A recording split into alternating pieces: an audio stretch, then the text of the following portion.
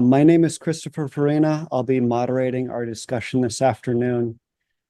So in this panel, which as Carolyn said, is focused on the role of linguistics in medical contexts, we're going to delve into the critical intersection of language and healthcare. Joining us today are a couple of experts in healthcare communication and linguistic analysis who will be sharing their perspectives and insights into the diverse applications that we use linguistics for in the healthcare sector. As any good moderator, I am going to leave our panelists to introduce themselves. So panelists, could you please tell us a little bit about yourself and your current role, starting with Brad, since you're off mute. Oh, okay. I'm Brad Davidson. I guess I'll start. I got a PhD in linguistics from Stanford in 1998. Penny Eckert was my advisor. John Rickford was also involved in that. I actually, most of my committee was from the anthropology department. It was really field-based. So I did 6-month ethnography in a clinic in San Jose, looking at what happens when you have an interpreter for your medical visit. I then did a postdoc in communication and end-of-life care at the Center for Biomedical Ethics at the Stanford Hospital, which was really interesting. And I just basically was focused on doctors and how they were trained to have these conversations. And the answer is they don't have them. So I then very quickly realized I was not going to be able to support a small but growing family being an academic serf, and have been in industry ever since. So I have worked in healthcare communications for about 20 years. I'm at a large advertising network now. I've been doing that for probably 18 of those 20 years. And I run a very small practice called medical anthropology, and I answer all sorts of questions about everything from helping the language of high science for new vaccines to be something that's intelligible, to what are the real drivers of cardiology prescribing. I've become more of a general social scientist, but most of what I do is around language. So Thank you, Brad. We'll turn it over to Zach next. Hi, everyone. I'm Zach Abair. I guess if you read the description, I work at Verilog. Used to, in fact, work with Christopher there. And as far as what I do now, my position is associate director of what we right now call our research team. But I think we kind of change how we call our team every so often. What I do, I direct primarily market research projects for major pharmaceutical brands. We use Verilog's database for people who aren't familiar with it.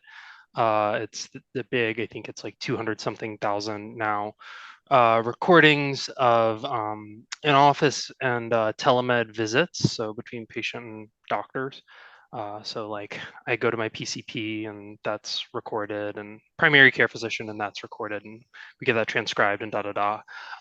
Anyway, we have a big database of those.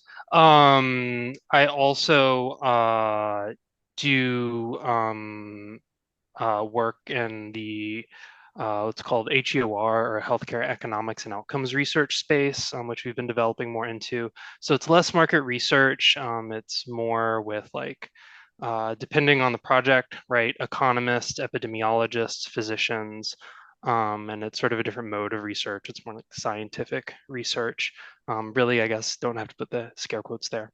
As far as the background, kind of two places. So I did my undergrad and a master's at Tulane in linguistics and some other stuff. If anyone's wondering, no, I'm not a Mayanist from Tulane. I'm one of the few that's not. I did French in Louisiana, Native American languages, that kind of thing. Worked with Tunica for anybody that is a Native American languages person. Went to Chicago to do a PhD in linguistics with the plan of doing a joint PhD in anthropology there. Ended up leaving early. Wasn't for me is the short version. and got out, and first sort of related job out of school was at Verilog. Yeah, and it's been about 6 years now. Thank you, Zach.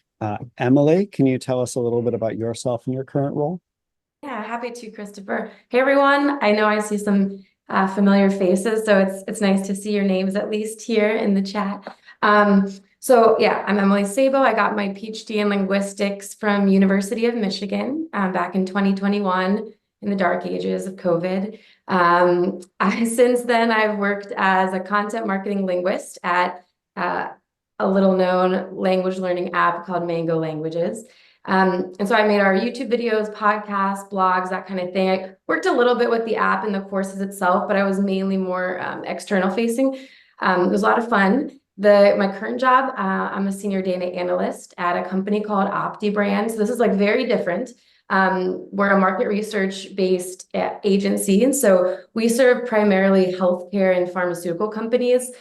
So I can tell you my health literacy has increased tenfold since January and starting this new job. But I do things like I help name products. So, I mean, if you've noticed, like pharmaceutical brand names are absolutely trash. So it's really fun to get to be a part of making them a little bit better. And then I conduct some quantitative and qual studies as well for market research to kind of help our clients understand, like, for example, why might a bunch of doctors in Spain not be using this super efficacious new treatment for breast cancer? Maybe they don't know about it. What's the issue? So then I interview them and analyze the data and then present it in a pretty PowerPoint, essentially. And then we do some brand positioning for healthcare clients as well. So happy to be here. Thank you, Brad, Zach, and Emily. Let's get into it. So if there are no immediate questions from the audience, and I don't see any indicators that there are, I'd like to open up the conversation with one. So Emily, starting with you, since I just ended with you, can you share the story about how you transitioned to your current career path from, your graduate school experience in linguistics? Yeah, absolutely. Well, to piggyback off of what you said, Zach, I finished my PhD, but I knew like right after then, I was like, yeah, I don't really want to pursue academia. I really like applied research. So the way I got the Mango job, so working in content marketing for a language learning app, was I actually didn't wait for any positions this is my biggest advice, is not to wait for positions to open up, but kind of create as many opportunities as you can on your own. Doesn't always work, but it served me well so far. So for that position, there was no content marketing linguist position at Mango. I actually reached out to a couple of folks on the linguist team and even the CEO. And I said, like, hey, here's what I love to do. I see that, you don't have someone on your team doing this. And I've, checked out your social media. It's a little quiet. Would love to help if that's something that you guys are looking for. And like within 2 months, that job came online. So I don't know if I was, the only reason they decided to do that. I'm sure it was a confluence of a couple things, but I applied, got that job. How I got my current job is actually through a linguistics grad colleague. So Ariana, not Grande, Ariana Biancu, also from University of Michigan. She started working at the company I work at now. And so they were looking for a freelance, someone who is a linguist, bilingual in Spanish and English, and could do qualitative research. They wanted a sociolinguistic background, but it turned out someone left the company and they really needed a data analyst. And so they asked me if I was interested in that. So it kind of turned into a full-time. So yeah, I think the takeaways are apply whenever jobs don't even exist, right? Put yourself out there. And then also really rely on your networks. So like, even like I never would have thought like me, Emily Sabo, would work in a market research agency for healthcare and pharmaceutical companies. Like those were not even keywords in my ether, but I love it. It's like very applied. It's very fun. It's fast paced. You learn so much about a whole new field. Like I would say, look at your LinkedIns, look where people are working. If it looks a little bit interesting, and especially if there's an open position, reach out to that friend, that connection, and say like, hey, do you like your company? apply and have them expedite your resume, because the big issue, right, these days is like you can submit a bunch of CVs and resumes, but our human eye is going to see them. So if you have a connection, it really helps. Thank you, Emily. Yeah, I'm ready to hear a very similar sentiment on. I didn't see this coming, but I love it.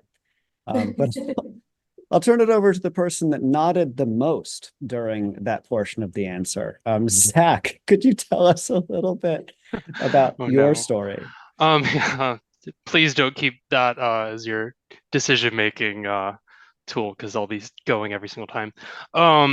Yeah, no, I never really either expected healthcare. Like, I'll be real. After I left grad school, I spent a year-ish looking at different jobs, trying to get sort of something that was long term, and just doing little things here and there that honestly I kind of really enjoyed doing looking back on it.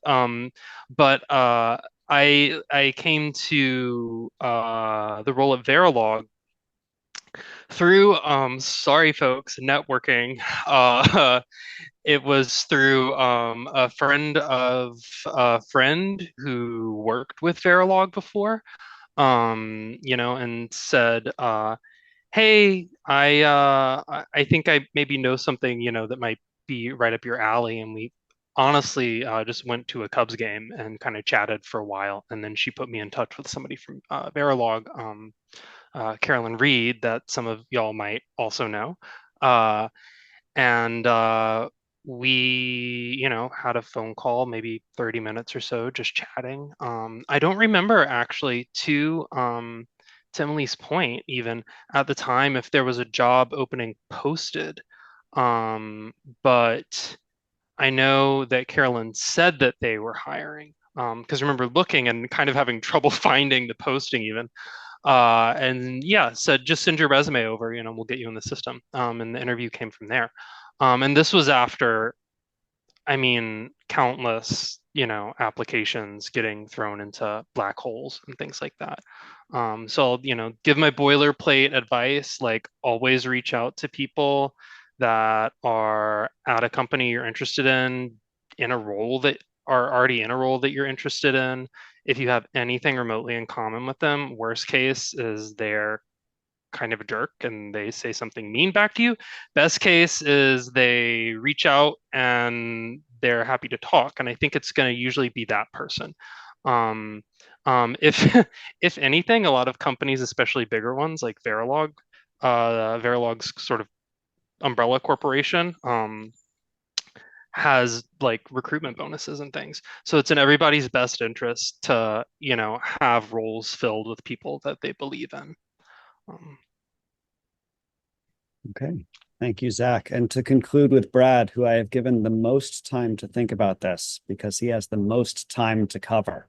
I'm the oldest, right? So I clearly have, it's just a function of being old. But yeah, I will mirror what was said before. First of all, I don't really believe you get jobs without knowing people.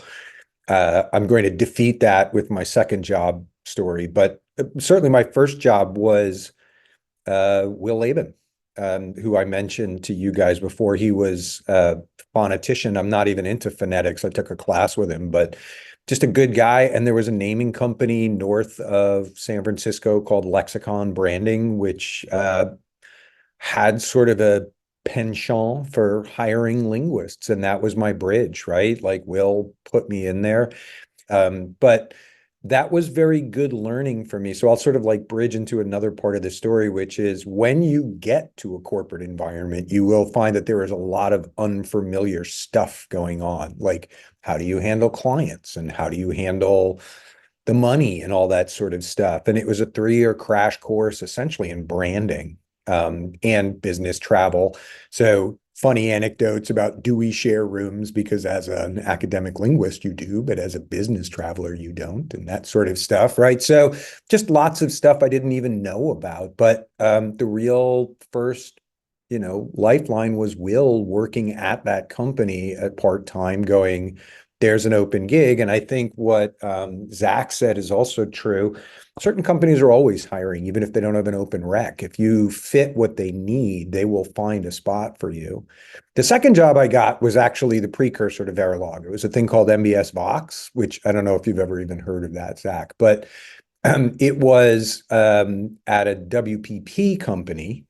And I was looking to get out of my job, and they sort of did exactly what Emily had happened, which is they wrote it's a holding company. I'll explain that in a second, right? But so Verilog has been purchased by a large holding company. MBS Vox was part of a large holding company. These are large global conglomerates you end up working for, which means there's a lot of room above you to keep growing, but there's also a lot of people willing to take advantage of you. So that's another caution. But anyway, it was like, is there a discourse analyst who understands medical discourse and speaks Spanish? And I was like, did they write this for me? Right. So every once in a while you will get one that hits right on the money. And one of the things you also learn getting out into industry is that small consultancies that are very successful are often run by people who can't make it in large corporate environments. They just violate HR rules too much. They're just too mean. And so there's loads of small boutique consultancies at which you can sort of get your feet wet and cut your teeth and then move on once you've got some experience. Because I was nowhere ready to be in a large corporate environment. Nothing I had learned in academia had taught me how to share my ideas, had taught me how to run a business meeting, and all this sort of very functional stuff that I had to learn along the way. We're trained to sort of compete with our ideas and own our ideas. And that was a big shift. So, that's sort of two stories in one, but basically it is very hard to get a job if you don't know somebody first. You can look at that as a terrible thing or as a real thing, but the reality is people don't know who you are unless somebody vouches for you. And so, first and foremost, people want people who can get along with other people. Is that fair? Would you agree, Zach and Emily? Yeah, go ahead, Emily. I was gonna say, I don't think it's impossible to get a job without knowing somebody. Like I didn't know anybody at Mango before I got that job. But I have a very active, LinkedIn presence and personal website. So there are other ways for people to get to know me. And I also conveyed kind of the tone of who I am as a person when I reached out to them in those cold call emails. So I think there are ways, but absolutely it helps if you have a name. Yeah. Did you get to know somebody before they hired you, though? I mean, through interviews. Yeah, fair. Yeah. I mean, I would also maybe push back a little bit on like the preparation for working in a corporate environment, or at least reframe it a little bit, such that like one of the things that I discovered about myself going into and spending 4, I think, years in the PhD program is that I really like doing team-based research. Yeah. And like that's changing somewhat, I guess, in academia, but at the end of the day, like you're writing your dissertation by yourself and Right. you're getting tenure by yourself and there's no team tenure, Um, Nope. so quite different there. But moving into sort of a corporate environment or just out of academia, or even out of a system in which like your measure of success is really your success alone. I would say that like those of you who do have experience doing team-based research, especially those of you who feel like you're really in your element there, are set up well. And yeah, I promise I 1000% agree. It's distinctly uncollaborative Yeah, I mean, anthropology. for what it's worth, so was my department, right? Yeah. So it just depends on how Yeah, competitive they are, sure. Yeah. From a discipline that encourages people to go read the the foreword to Argonauts of the West Pacific about just kind of how miserable an experience it was. Yeah. Anyway, yeah, you're really, I think, set up well if you have experience and do enjoy doing team-based, collaborative research, interdisciplinary work, even if the work is on your own, and to kind of feed all of you the words to use there. It's about having diverse audiences that you're speaking to, diverse stakeholders that you're presenting to, that you're doing research for. And as somebody who makes hiring decisions about people, like, it's always really a gold star to see that somebody like has experience in primary, original, group-based research. Yeah. Another thing that made me think of, Zach, too, is like when you've decided you're not going into academia and you're making that switch. I know, like, in academia, LinkedIn doesn't matter quite as much, but it matters a lot for corporate and agency-based work, especially if you work with, like I work at an agency, right? So we're client facing, right? So we're always trying to generate leads. So it's important to have a presence. You can tell when someone's still having the like identity crisis of, I was in academia and linguistics, and I kind of still am talking about my CV, which has everything here. I'm saying I want industry, but there's still keywords that indicate like I'm thinking like an academic. And what I found is, like, look at a role model, right? It could be like a senior person, a junior person that's in like any industry that you're interested in, and just try to model the kinds of keywords that they use and even the kinds of posts that they put out. Because it definitely makes a difference. I know that we're told that, a PhD in linguistics is like this amazing thing that everyone's going to be like, oh my gosh, whoa. And yes, a PhD is like, it holds weight, I mean, like, you get hired sometimes because you have a PhD, but people want to know, like, what can you do with it? And a lot of people actually have a bias against people from academia because they say I was talking to the owner of my company yesterday, and he was like, most people that come from academia to our company just don't make it because the pace is too fast. Clients want everything yesterday. It is like so collaborative. It's just so different. It's too much of a shock. And so I think just, yeah, shifting your mind to like what work could look like is huge. I want to sort of reiterate what you said about a PhD being a double-edged sword. Because first of all, there's a reason I call myself a medical anthropologist now. For years, I called myself a linguist, and it sounded like hard work for clients. Medical anthropology sounds interesting to them. I actually don't find a giant difference between those two because I did most of my field work was medically fieldworky based, and they sort of intersect. But it's an interesting thought experiment when you tell people that Verilog does discourse analysis. That's linguistics. It's very hard to call it something else. But when you're selling yourself as a planner or a strategist or something like that, anthropology resonates much more for people. Linguistics makes it sound like you're going to ask them to diagram sentences to a lot of people. And one of the best pieces of advice I got early on in my career was most people go into marketing because they don't like to read. So, and instantly made my stuff much shorter, instantly made my stuff much punchier. But also, like, people can use it against you. Academic outside of academia means needlessly detailed and irrelevant, right? That's an academic question, is not a compliment. Right. And so you have to be very careful how you frame up what you know. On the one hand, you're an expert. On the other hand, you're an expert in left-handed albino tennis or something like that. Like, people don't really care about ergativity. And so you have to find ways of making it interesting, and you have to find ways of making it relevant very quickly. And clients sometimes have a very low attention span. Client service is difficult. If you're used to long form writing, if you're used to going, well, there's 10 different ways of looking at what a discourse marker is. Mm-hmm. They just want to know what to say.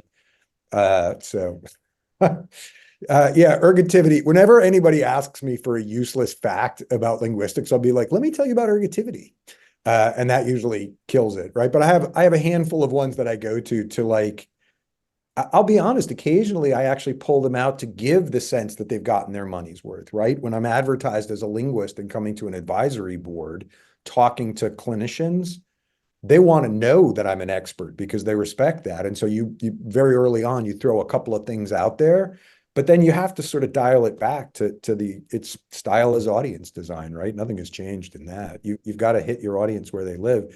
I just want to say, like, being an academic and having a PhD gives you some givens. Not all of them are positive, like that you're argumentative is assumed, that you're willing to talk far too long and go into far too many details. And you have to defeat that. Once they know you, that's great, but clients are constantly meeting you and you have to be very careful how you. We did just receive a question from Kristen. So since it's in the chat and not a hand raised, I'm going to read it out. And we'll just go in the reverse order that we just went in. So I'm curious to hear specifically about the work each of you does, with the understanding that there may not be one single version of a typical day. What does a typical day look like for you? Put another way, if we shadowed you tomorrow, what would we observe? Love the more concrete reframe. But I think we can start with Zach this time. Sure. Yeah, thanks, Kristen. I Kristen, the chat, not Christopher, the moderator. But also thank you, Christopher. You're in luck. I have my Outlook calendar open right in front of me as I saw that question coming up, so I can literally talk you through a NDA compliant version of what is going on tomorrow for me. So on my calendar, I have about 2, 3, 4, 5 hours of unbooked time, which is to say I don't have meetings then. Tomorrow morning, I have a call with another agency that's part of Publicis Group, which is the holding company that owns us, to support them on a pitch that they're working on to a pharmaceutical company. And so what that's going to look like is a combination of me showing them some examples from real and office conversations of what they're interested in from our database, but also me kind of giving them a consultative call, to put some of that into perspective. So, to point to discourse analysis, I think is always kind of the easy way to talk about linguistics for lay people, is they get access to this data, but me being there helps kind of unpack it, contextualize it, and be like, help them not read into it too much, hopefully, or at least they'll do that once I'm off the call with them. Right, and then I'll just go hope and send out good vibes that their pitch goes well. A little bit after that, I have a call with a client at another at a pharma company for an HEOR project. So at this stage in this particular project, we're still developing a research protocol, and we're getting it finalized before we submit it to the internal group at that company that does a review of protocols and gives feedback, and then you revise the feedback, and then they give you more feedback, and that's a project where we are looking at how doctors assess their patients that have this rare liver condition, both in terms of like how their lab Non-alcoholic results. fatty liver disease. I'm sorry. Is it non-alcoholic fatty liver disease? Well, I did say rare, so no. Fair. But so how doctors talk about lab results and diagnostics and that kind of monitoring stuff, but also how they assess patients like experienced symptoms, especially a few that we're really interested in with the assumption that like it's kind of under recognized or under assessed. I'll eat lunch at some point. That will be nice. I'll probably be working from home. I, in the afternoon, have a internal call for a project we plan on selling. around vaccines. And so it's kind of to plan how we collect our data for that one. I have a one-on-one with one of my direct reports who will be going on leave soon. So we're kind of planning how to transition their projects to other people. And then I have my weekly like sales planning meeting with the salesperson that I work with. And sprinkled throughout there, I'll be like reviewing reports that are done and ready to get out the door to someone, or I might be, you know, doing some analysis here and there to get caught up on things. Okay, Emily, I'll turn it over to you. I will, Zach, I love that you took us through your calendar. I think that's such a good way of looking at the, like what an actual day looks like. So I'll do that, but I also would like to, hopefully I'm able to share my screen. Okay. So this is a great outlay of what I do in a week. If you would like this kind of a template, maybe if you're on the job market and you're looking for like, here are things I'd like to do in my week, and you want to showcase the things that you can do and that you're ready to do, I'm happy to share this, the template that I made in Canva with you. So just connect with me on LinkedIn and send me a DM. But okay, so there's 9 that I've outlined as like kind of the main things I do. So first would be like being able to quickly research new disease states, right? So I think I even put it here. Like, I think I've worked on maybe 13 or 14 different disease states since I started in this position in January. So those range from like small biotech startups to like multi-billion-dollar pharma companies. And it makes you, I feel like it makes me a better like daughter and colleague and neighbor and person, because now I understand like patient journeys and the healthcare system in ways I never had before. So you end up learning a lot for yourself, but also just learning a lot of institutional knowledge for your field, if that's what you go into. Project managing. So I manage or co-lead roughly 6 projects at any given time. So those might be, I'm personally executing some of those tasks, but then I might be assigning them to some junior researchers or survey programmers or something like that, and making sure that they're tracked on progress for what the client is expecting based on our timelines and our contracts. The third is designing studies, right? So we might want, like the example I used earlier, we might want to understand why a certain pocket of doctors aren't using this new tolerable, efficacious drug in this disease state. So then I will work with the client to understand what they already know, like what research they've already done, primary or secondary research, and then what are the gaps in knowledge. Sometimes that requires doing a gap analysis on my end, because they might not know what they know yet. So they might just send me a bucket of materials that the last person who worked on this project gave them, and then I sift through it with my team to say like, okay, here's what you know about the market situation, here's what the problem is, and here's what we need to uncover with this study. And then we design, whether it's a discussion guide for a qualitative interview or a quantitative survey that will help us get the statistics essentially to answer our questions. Moderating interviews, this for me is one of the most exciting and fun, because you get to understand how decisions and treatment decisions are made directly from the brain of healthcare providers. So I'll talk to oncologists about why they prescribe a certain way. And a lot of times we end up doing segmentation analyses, right? So maybe we're interviewing like 70 urologists to understand how they think about prostate cancer and how they think about treatment for prostate cancer patients. So we don't actually just segment them based on, you know, where they live and kind of metadata like that. We're trying to understand, maybe there are 3 different buckets of urologists. Maybe some are the ones who don't read the papers and aren't up to date. Some of them are risk takers. Some of them are not. And so that's helpful to sales reps when they walk in, if they can type what kind of doctor they're working with, to provide the information they would need to actually activate using that new product or therapeutic.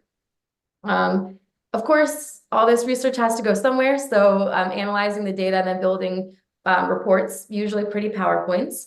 It can also just be like nice Excel sheets, but really it's PowerPoints. Creating brand names is also one of my favorite projects. So that is actually a much longer process than you might think, right? It's not like you come up with a cool name, the client likes it, and you test it, right? There's tons of screening because in pharma, unlike consumer products, there are tons of regulations, as there should be. So, you have to be careful that the text string that you're suggesting for your brand is not similar to a text string of another drug in that same drug class. So you do a lot of background screening, you do a lot of workshops with stakeholders at the company, like your client's company, to say like, who on your team understands the mechanism of action of this drug and how are they thinking about its unique differentiator? And then we use that to help generate names, and then we'll test them on like with focus groups or with surveys. Number 7 is a little bit different from the rest. Not every data analyst is going to be producing content. This is just because of the skill set that I have, and the company is always trying to generate leads, of course. So I've been like, please give me more of these projects because they're fun.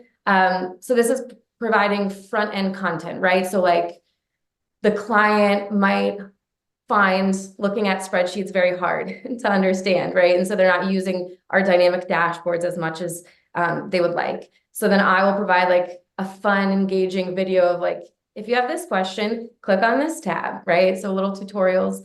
But then I'll also write some blogs or articles about, the latest trend in pharmaceutical naming. And then we put that out from the company's LinkedIn, or they go out as email campaigns.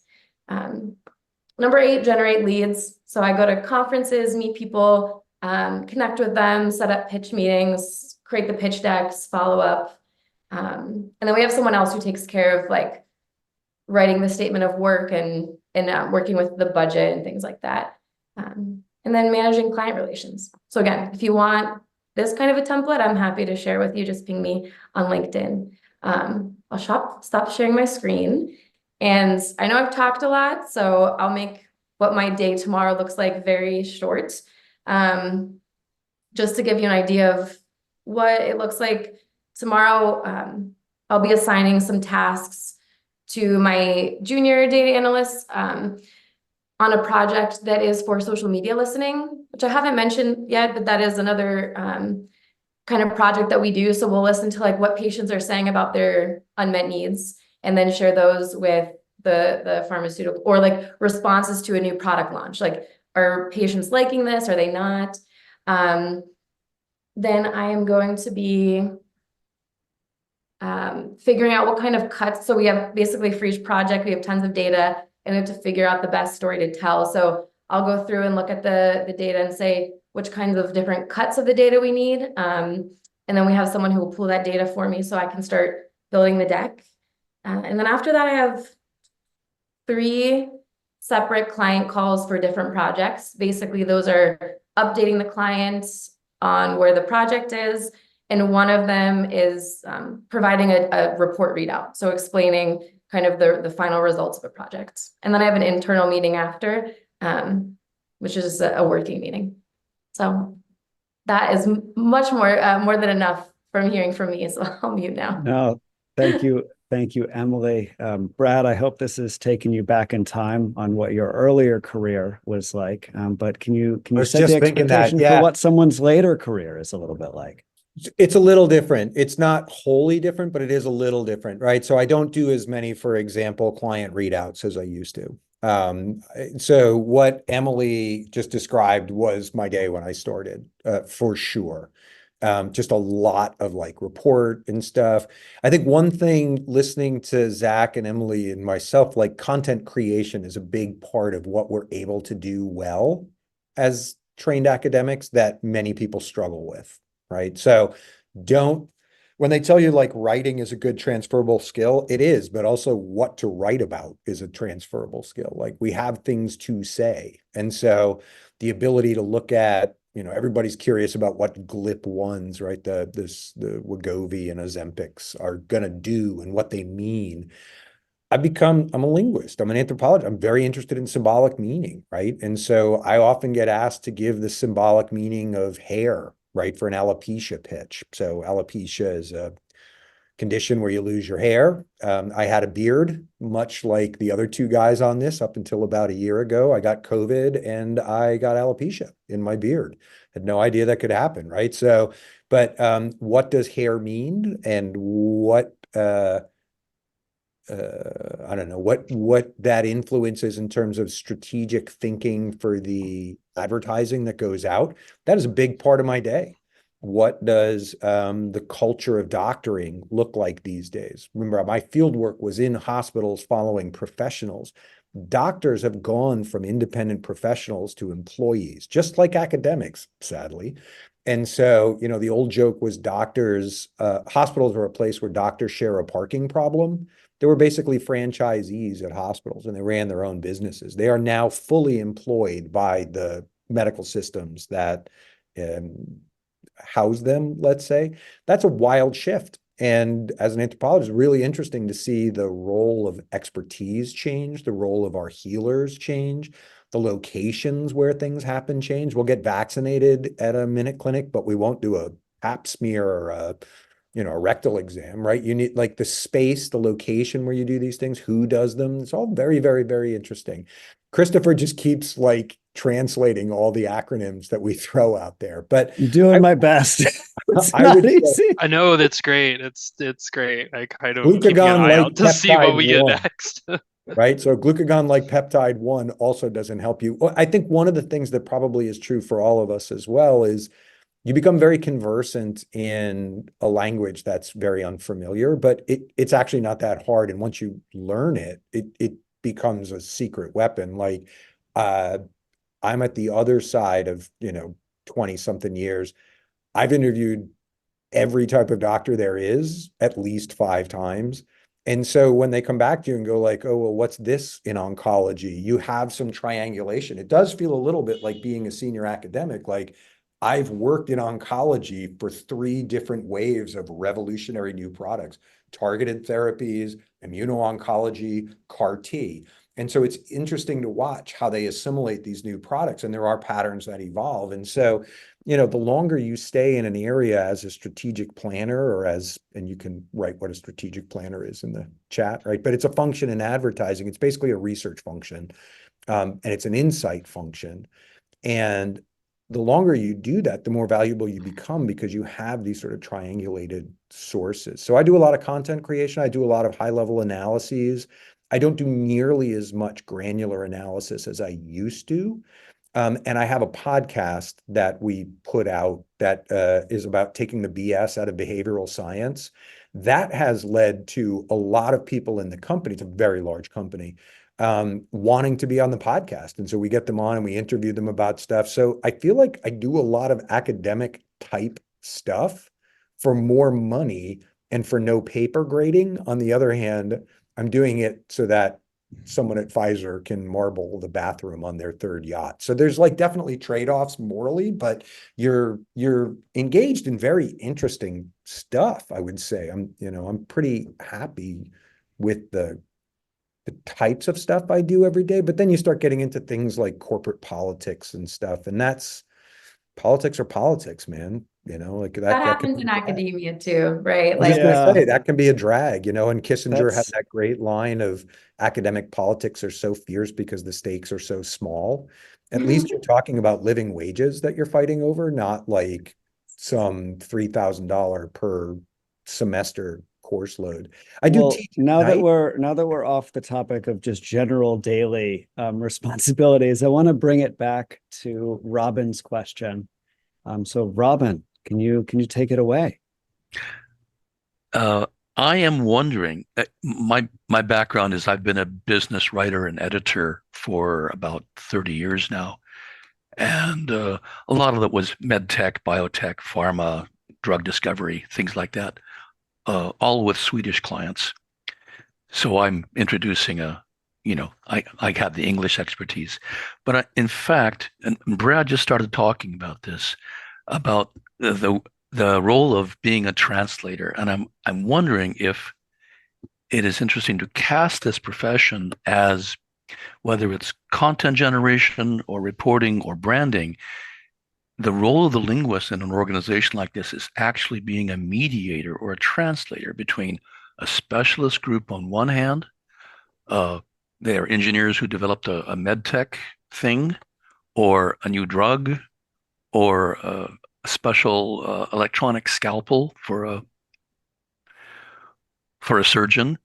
And on the other hand, the surgeons themselves or the patients or the diagnostician who uses the instrument.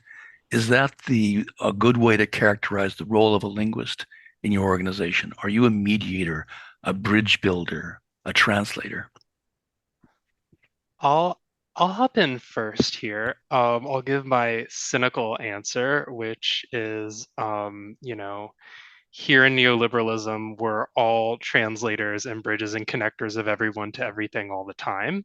Now, with a background in like communication and linguistics and stuff like that, I think like anybody with that sort of either applied or academic schooling strictly background is well poised for doing something like that. But I would say it's a yes and, right? And the and does depend on the particular career. We've talked a lot about market research or marketing, which are not necessarily the same thing. And a lot of those roles, like where I think are, not to speak for everyone on the panel, but like where our backgrounds do come into play is sort of acting as a helpful filter or rearranger of human behavior for other people, whether that's spoken behavior or behavior, whatever we want to call it.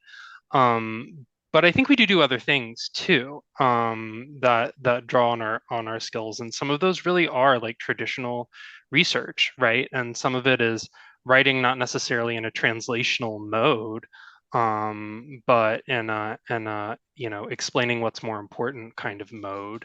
I think that there are creative aspects to this as well that, translation definitely is a creative act.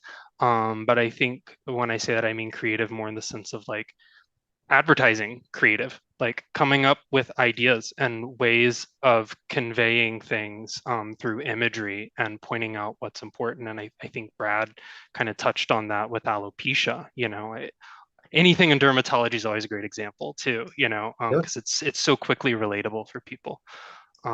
So I think it's a yes and, right? Emily, you want to go or you want? I can, yeah. So I think there's two ways that, at least in my job, I act, well, I guess three. I guess that I act as a translator interpreter. Like one, I'm literally a translator and interpreter for the company when we're doing like interviews, right? So sometimes I'll be the one doing the interview in a different language, or I'll be taking notes in a different language, or I'll be making sure that the AI that we use is actually, transcribing it and translating it appropriately. But then in the less literal senses, one way that you're using linguistics as linguistics in an industry job, at least in my experience, could be like screening brand names. So like if we're coming up with 200 name possibilities for a therapeutic drug that's coming out, we have to screen those not just for regulatory and commercial trademark concerns, but also linguistic concerns, right? You don't want to put a therapeutic product out there that's called, roto, which is like, broken in Spanish or something. Another one is probably more discourse analyses. So when we're doing these segmentation analyses, which thank you, Christopher, for putting the definition in the chat.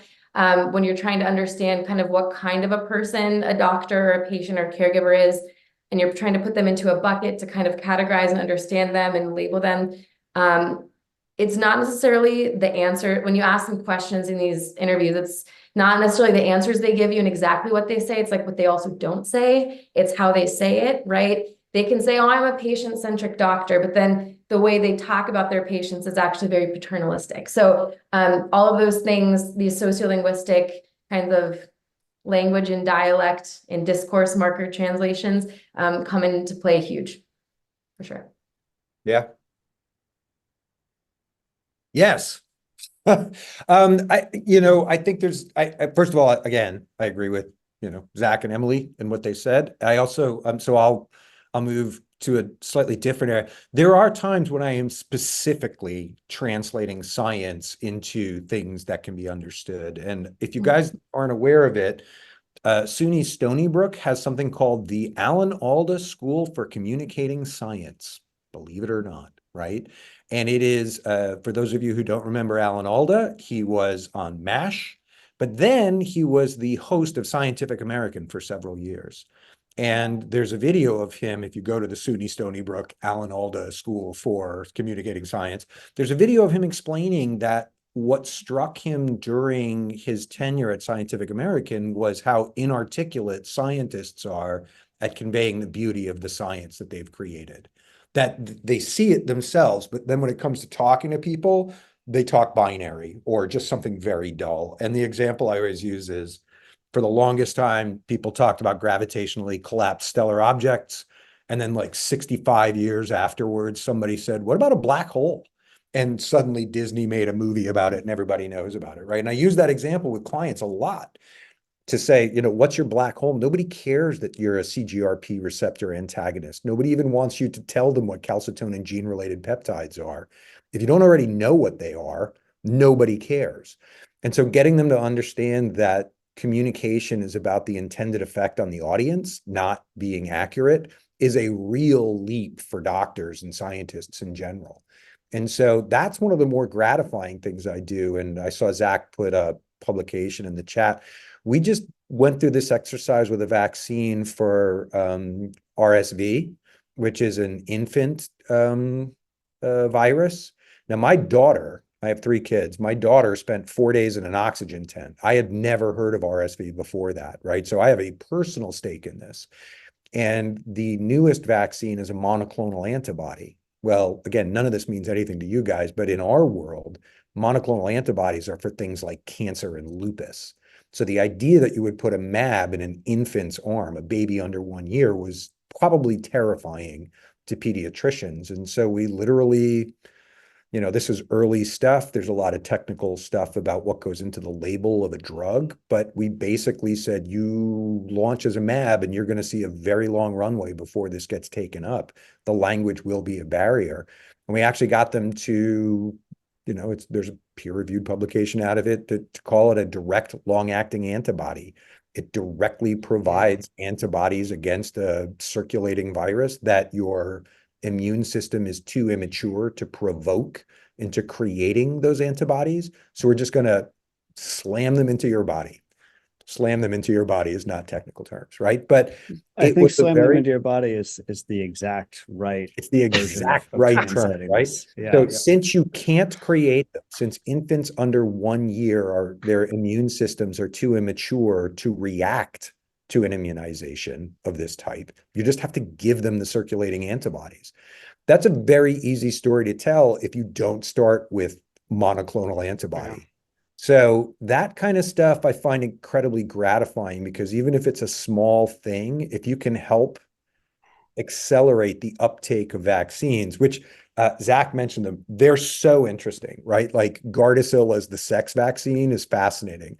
The fact that they chose to launch it for cervical cancer, not head and neck cancer or all the other cancers you can get from it, is fascinating. The fact that they focused on girls, not girls and boys, is fascinating. All of that to a sociocultural linguist is fodder for evaluation and synthesis and here's something you didn't think about kind of stuff, right? So a lot of times you end up somewhere, you start with the language, but that's the window into people's beliefs and behaviors. And so you're really translating, say, for doctors, look, I know that you'll threaten some patients if you tell them they should get Gardasil, and they might even doctor shop. But if not you, who?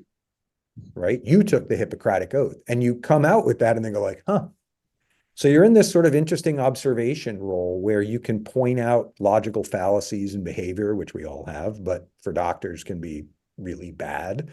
And you're in a position to make some difference. So I think in that sense, it is translation, right? Being accurate to what the audience wants or needs, being authentic. I think the worst part about pharmaceutical advertising is how shit the ads are. Like, one more person on a beach, I'm going to jump off a roof.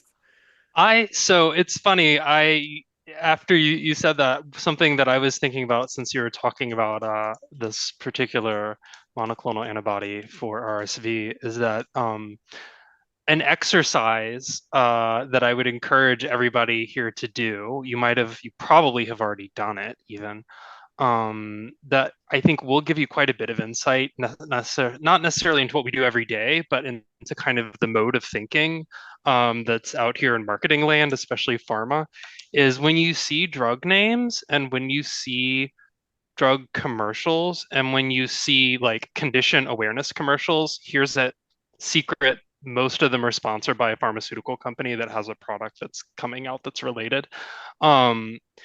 Think about all the choices that went into that, right? Why is this monoclonal antibody called Beyfortus? What does Beyfortus mean for something that's for infants, right? You see baby, you see strong in that name. The two RSV injection vaccines out there both they invoke the name RSV. One of them has this sort of stopping component to it because it's called RXV. Another one, arguably, my guess is something about it being respiratory for Abrisvo. But there are all these funny little names out there, and lots of thought goes into them. And good God, lots of them are ugly too. But but they're thought through. Same for commercials, right? Any psoriasis commercial you see is full of people that aren't wearing any clothing at all, and they're having the best time of their lives, at the beach, not wearing sleeves, wearing backless dresses, things like that. Arthritis commercials have people holding tennis rackets and throwing balls and writing things. All of that took research, right, to get to that point of being able to say, like, this is maybe the best way to do this kind of message. A lot of those are based on real stories from real people's lives, and those were collected through social scientists like those of us on the call, doing the kind of work that we do. I will say, to follow up on Zach and Brett also, yes. Yeah, last exactly. point before we move on to Yeah. Monica. It's always fun to see the commercials. I will say there's like two things we all want in a job. We want our job to be interesting and impactful. And no matter what job you go into, you're never always going to have both of those things. So like, especially with client-based work, there are going to be projects that are really interesting to you on a personal level, but they're not impactful. They're not going to push the needle on healthcare. There are going to be projects that are the reverse.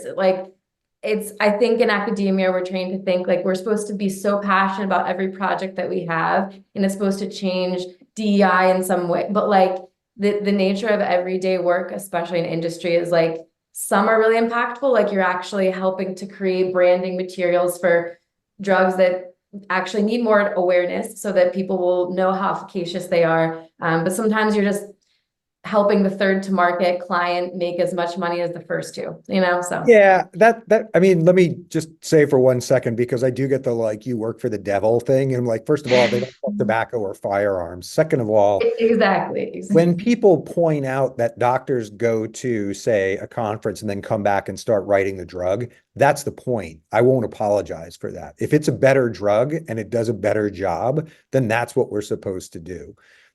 So for example, there are better products out there. Zach mentioned that sometimes they don't get used.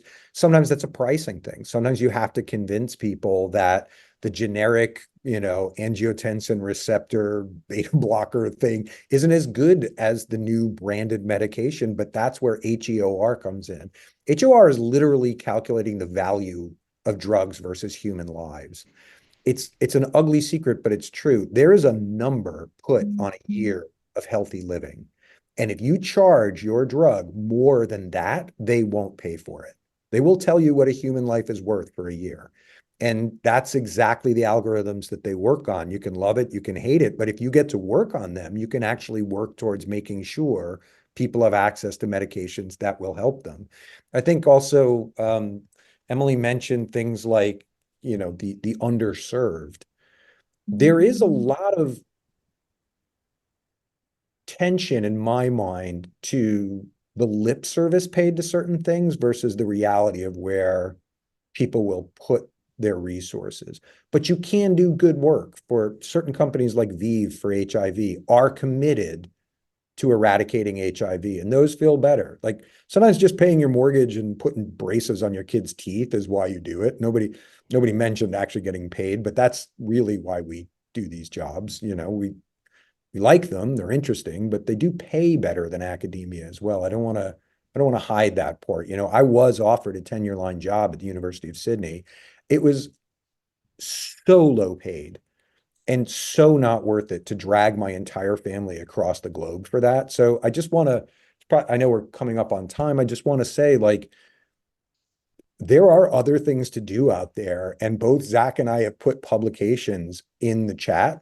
You can still publish. You can still generate content. You can still research things you give a shit about. In many ways, you have more freedom because you're not tied to the first idea you ever had that then you made your academic name around and you suddenly have to do it for the rest of your life. There's a lot of flexibility in going into corporate America. So I've enjoyed it. Yeah, very much agreed. I would hope that that's why our audience is here today, hearing more about outside opportunities. I'm going to turn it over to our only raised hand right now, and just keeping in mind that we have about 8 minutes left. So you have said so many things that are interesting to me. I am a physician. I worked for many years in Mexico City, so I've been on the other side, not only of the border, but professionally. So I have so many questions. So these big corporations like Verilog, I'm assuming that the healthcare industry, hospitals, etc., are fully aware of how much they need discourse analysis. I failed to say that right now I'm a linguist, or about to be a linguist. I'm in a PhD path. So how do you sell your services, or are they aware of how much they need you? And my other question is, you have mentioned Spanish, segmentation analysis, and translation. But I think there's a different layer of knowledge when you are producing content or addressing a population like the Hispanic population that is huge in the United States, and that may be, for example, first generation immigrants or second generation. And in the case of healthcare, the needs are culturally different, or the way a patient approaches a consultation, a medical consultation in distress, etc. There's another layer of knowledge that I don't know how that underserved, that is another word that you have been using, underserved area do you address? I mean, that was my dissertation, right? That was, I literally wrote about the role of the hospital interpreter in mediating those sort of social needs. But I guess one problem with a for-profit system is they follow the money. And so, for example, Narcan, right? The opioid agonist. The reality is the people who should be carrying it are drug addicts, but they don't have any money.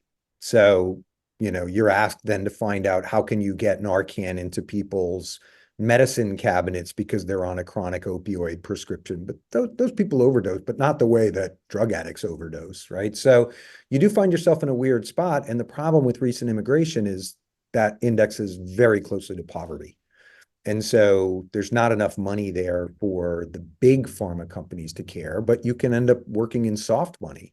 You know, I think there's a lot of, there was a lot of disruption due to COVID, but it's all coming back now a little bit. And I think that's somewhere that I've thought about going next. Now that my last child is going off to college, but the financial pressure is off a little bit.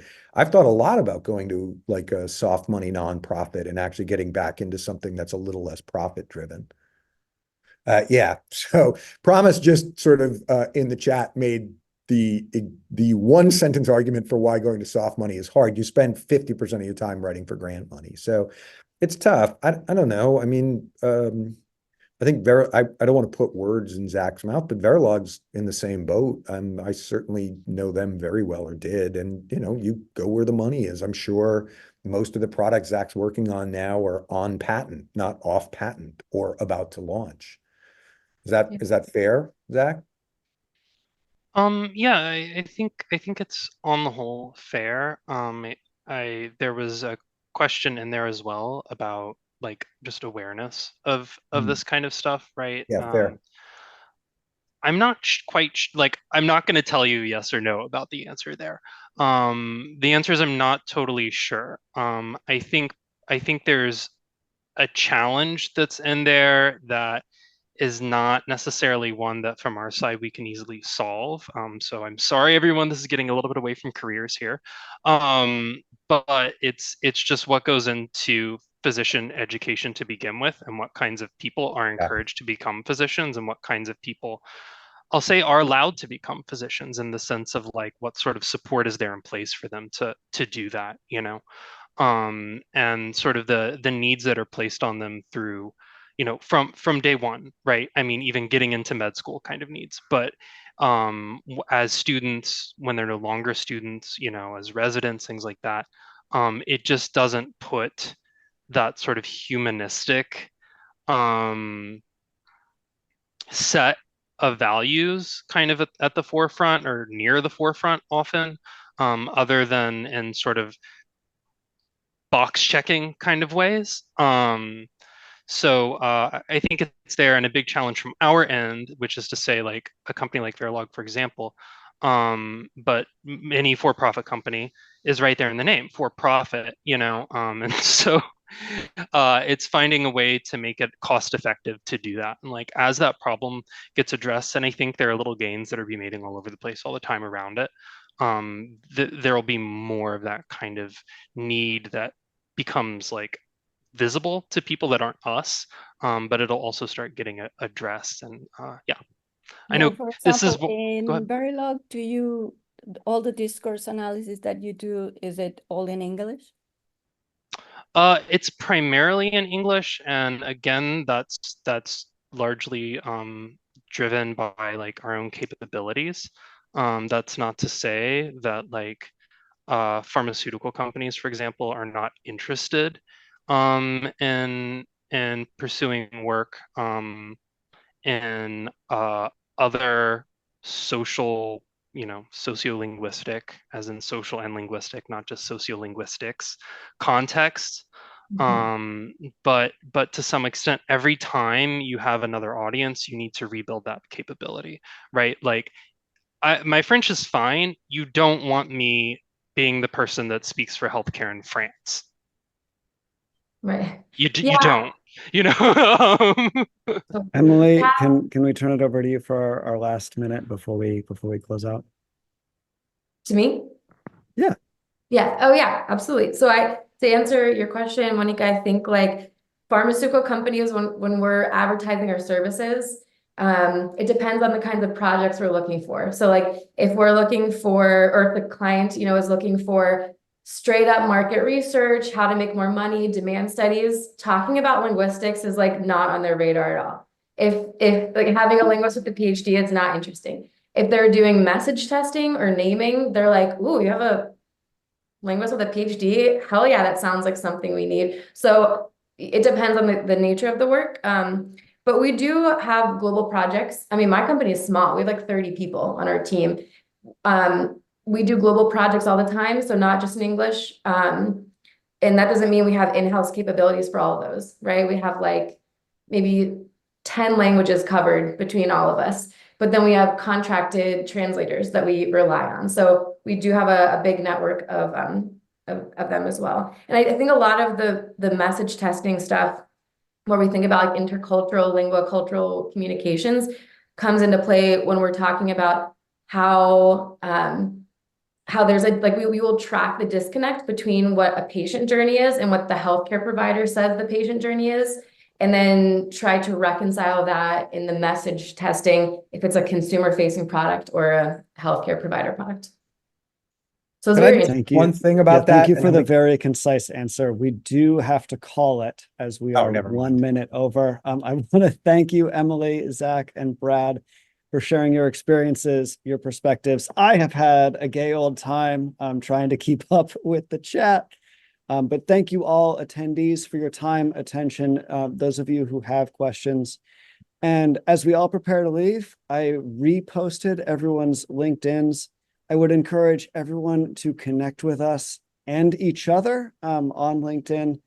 Our community, as anyone will attest on this call, is very, very small. I knew Zach before this call started. I've been connected with Emily for the last couple of years. And I connected with Brad also at some point, undetermined, but several years ago. And I didn't really connect with any of them right before this. So we're all there. We all share the same network. And if you're interested in doing this, I would encourage you to do the same and to rely on us for informational interviews and our connections in the same way that we did at the head of this call to get the jobs that we got right out of graduate school.